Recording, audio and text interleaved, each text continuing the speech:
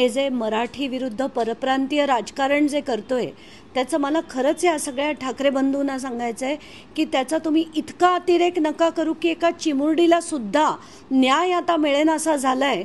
एक 8 ते 9 वर्षाची ती छोटीशी मुलगी आहे, तिच्यावर जबरदस्ती केली तिच्या शाळेच्या शिक्षकांनी आणि तिथले सरपंच आणि तिथले पुढारी मिळून हे सगळं दाबण्याचा प्रयत्न करतायत। माझी तर सरळ मागणी आहे, ते जे पुढारी असतील, ते जे सरपंच असतील, ज्यांनी कारवाई होऊ दिली नाही, परप्रांतीय आहे म्हणून कारवाई होऊ दिली नाही, अशा सगळ्या लोकांवर पॉक्सो अंतर्गत त्यांच्यावर कारवाई झाली पाहिजे। प्रकरण उघडकीस आलेले आहे। एका शिक्षकाकडून अल्पवयीन मुलीवरती लैंगिक अत्याचार करण्यात आलेला आहे आणि त्या मुलीच्या पालकांना देखील आता धमकावण्यात येत आहे।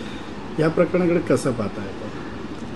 मला अतिशय गंभीर प्रकरण वाटतंय हे, कारण आताच्या घटकेला आपण हे जे मराठी विरुद्ध परप्रांतीय राजकारण जे करतोय त्याचं मला खरंच या सगळ्या ठाकरे बंधूंना सांगायचं आहे की त्याचा तुम्ही इतका अतिरेक नका करू की एका चिमुरडीला सुद्धा न्याय आता मिळेना असा झालाय।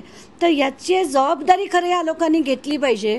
आत्ताच्या घटकेला अहिल्यानगरमध्ये ही जी घटना घडली आणि त्याला आज मला वाटतं 4था दिवस आहे। एक 8 ते 9 वर्षाची ती छोटीशी मुलगी आहे, तिच्यावर जबरदस्ती केली तिच्या शाळेच्या शिक्षकांनी आणि तिथले सरपंच आणि तिथले पुढारी मिळून हे सगळं दाबण्याचा प्रयत्न करतायत। तिच्या वडिलांना धमकवण्यात आलंय की तुम्हाला इथे जर कामधंदा करायचा असेल तर तुम्ही हे गप्प बसा, त्याच्यावर कुठलीही कारवाई करू नका, जर केली तर तुमचा बोऱ्या बिस्तरा आम्ही इथून गुंडाळू।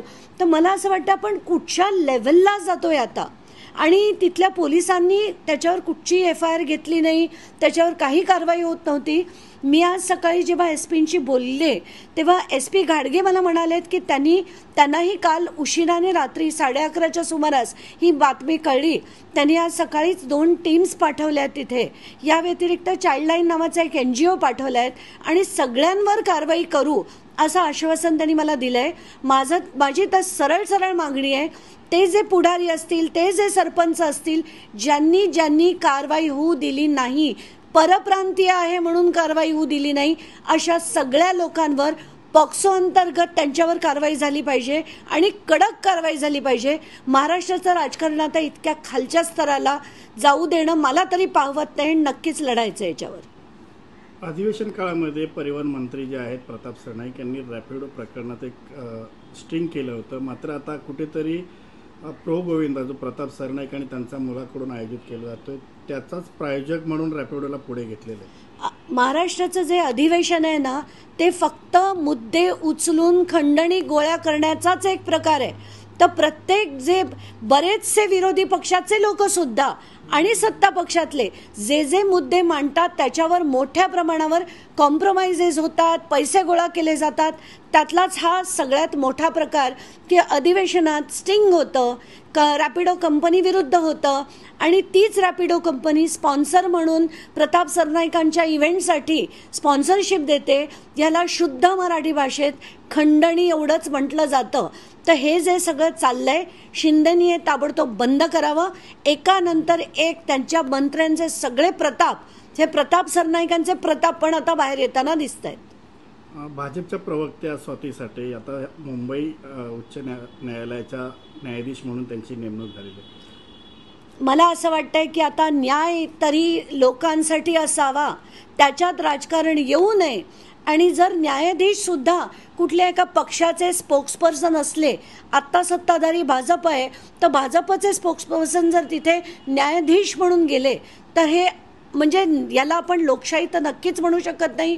लोकांना याच्यातनं न्याय मिळेल की नाही असं मोठं प्रश्नचिन्ह होत आहे। मला तरी वाटतं की त्यांना कुठच्याही प्रकारे त्यांच्यावर आता जी नियुक्ती झाली आहे ती नक्कीच रद्द करण्यात यावी।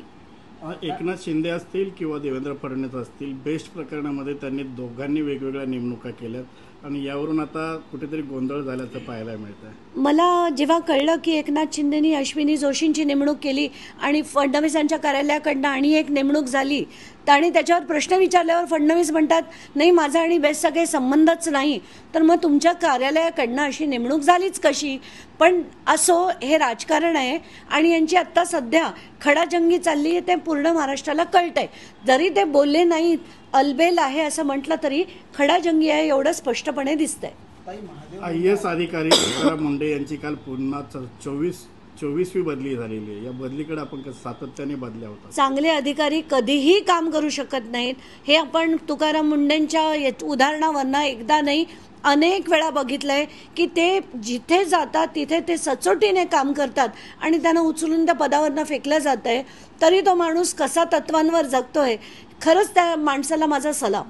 एकनाथ शिंदे काल पुन्हा एकदा दिल्ली दौऱ्यावर गेलेले आहेत. एकनाथ शिंदेच्या दिल्ली दौऱ्याकडे आपण कसं? एकनाथ शिंदेनी मला असं वाटतं की दिल्लीत एक चांगलं घर घेऊन तिथेच मुक्काम करावा. कारण कोर्टाच्या वाऱ्या, अमित शहाच्या वाऱ्या, मोदीजींच्या वाऱ्या ह्या त्यांच्या फार काळ होताना दिसत आहेत. म्हणजे आठवड्यातनं 2दा जर ते ऑपरेशन सिंदूर आणि ऑपरेशन महादेवबद्दल अभिनंदन द्यायला आठवड्यातनं 2दा जात आहेत, तर मला वाटतं काहीतरी नक्कीच गडबड आहे. कारण युतीत त्यांचं आणि फडणवीसांचं पटत नाहीये हे स्पष्ट दिसतंय. ईडीच्या एकानंतर एक अशा अनेक त्यांच्या जवळच्या लोकांवर रेड्स होत आहेत. काल देखील अशीच बातमी कळली की एक मोठ्या उद्योजकावर जो त्यांच्या जवळचा आहे त्याच्यावर देखील रेड झाली. एका मागोमाग एक त्यांच्या सगळ्या मंत्र्यांवर देखील कारवाई होताना दिसतेय. त्यांच्यावर चौकशा, FIR सगळं होताना दिसतंय.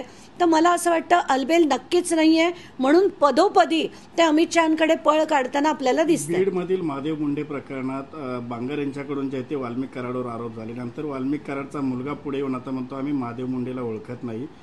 महादेव मुंडे प्रकरणाची CID किंवा CBI SIT चौकशी न करता थेट CBIने चौकशी करावी अशी त्याची मागणी आहे. महादेव मुंडे प्रकरण अतिशय गंभीर आहे आणि आत्ताच्या घटकेला त्याच्यात राजकारण सुद्धा बऱ्यापैकी चाललंय. पण ते न होता त्यांच्या पत्नीला, त्या मुलांच्या आईला न्याय मिळाला पाहिजे यासाठी कोणी लढताना दिसत नाहीये. मला परत तेच म्हणावंसं वाटतं की याच्यावर अतिशय स्ट्रॉंग आत्ताच्या घटकेला मला असं कळतं की जी SIT कुमावतजींच्या खाली नेमली गेली आहे ती व्यवस्थित कारवाई करेल आणि त्यांना जर फ्री हँड दिला, कुठलाही पॉलिटिकल दबाव नाही आला, तर मात्र ते कारवाई करू शकतील असं मला आत्ताच्या घटकेला वाटतंय. त्याच्यावर सुद्धा आम्ही नक्कीच ऑब्झर्वेशन करत राहू. एक व्हॉट्सअप नंबर देखील जारी केला आहे. ज्यांना या प्रकरणी अधिक माहिती असेल ती माहिती त्यांनी द्यावी. ती माहिती त्यांना गोपनीय पद्धतीने पोलीस ठेवतील, कोणतीही ओळख दाखवणार नाही असं सांगण्यात आलं. या संदर्भात बीडवरनं प्रत्येकाकडे, कारण तो जो त्याच्यातला प्रमुख आरोपी गोट्या गित्ते ज्याच्या विरुद्ध मी अगदी 28 डिसेंबरपासून लढतीये की हा व्यक्ती अतिशय मोठा तिथला गुन्हेगार आहे, त्याची सगळी माहिती मी SPंना देत होते. बीडहून माझ्याकडे असंख्य माहिती येत होती. त्याच्या गोट्या गित्तेचे लोकेशन अगदी थेट ओरिसापासनं, पुण्यापासनं, पनवेलपासनं जे येत होते ते सातत्याने मी SPंकडे देत होते. त्यांच्या बरोबर असलेल्या लोकांची माहिती देत होती. आणि असे जर व्हॉट्सॲप नंबर जो आता पोलिसांनी जारी केला आहे आणि त्याच्यात गुप्तता बाळगली जाईल असं जे म्हटलं गेलं आहे, मला असं वाटतं की आत्ताच्या घटकेला हे अतिशय उत्तम पाऊल यांच्याकडनं केलं गेलं आहे. बरीचशी माहिती होईल, पण कृपा करून त्याच्यावर कारवाई करा अशीच माझी विनंती राहील. सोशल मीडियाच्या भाऊ गर्दीत विश्वासार्हतेने चकाकणारे नाव म्हणजे लेट्सअप मराठी. सगळ्यांना, सगळ्या नागरिकांना ती स्पीच, ती लेट्सअप वरील मुलाखती म्हणजे विचारांचा खजिना. त्यानंतरच्या निवडणुकीमध्ये मला सोडून गेले. बातम्या केवळ वस्तुस्थिती सांगणाऱ्या, न प्रोपगंडा, फक्त जनतेचा अजेंडा. क्योंकि आने वाला कल जाने वाला है, जाने वाला कल आने वाला है. राजकारण, मनोरंजन असो की क्रीडा क्षेत्र, महाराष्ट्राची स्पंदने संवेदनशीलतेने टिपणारे माध्यम म्हणजे लेट्सअप मराठी. जगासोबत एक पाऊल पुढे राहण्यासाठी लेट्सअपचे ॲप, सोशल मीडिया आणि वेबसाईट सोबत कनेक्टेड रहा.